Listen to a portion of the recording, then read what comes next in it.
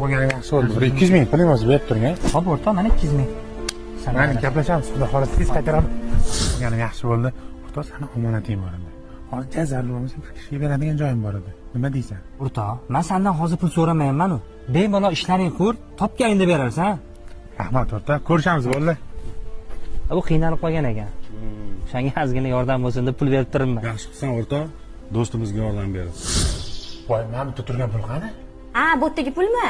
Salonga borib, lavh botoks qilib keldim. Yarashibdimi adasi? Qarab, shu labing nimani hal qilib beradi? Meni qarzim bor edi, berishim kerak edi.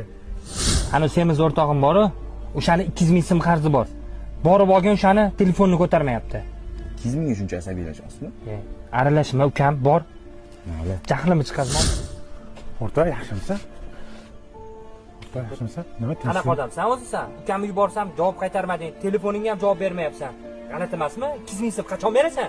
Bor payti bersam, omani ishlatib turaverganda. Qizim mazasi qochib qoldi, ishlataverdim. Hozir yo'q edi, to'g'ri tushunib turganda. Menga qara, o'g'il bola.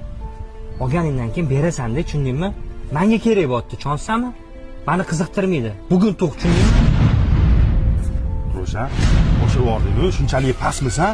Berardim shu pulni mendan so'rasang. Hammani oldi izi qilishingni qara. Bunaqa bola emasligingni, o'rtoq. O'sha paytda kelganda o'zing olmading-ku. Yaxshi ish qilmading lekin, o'rtoq.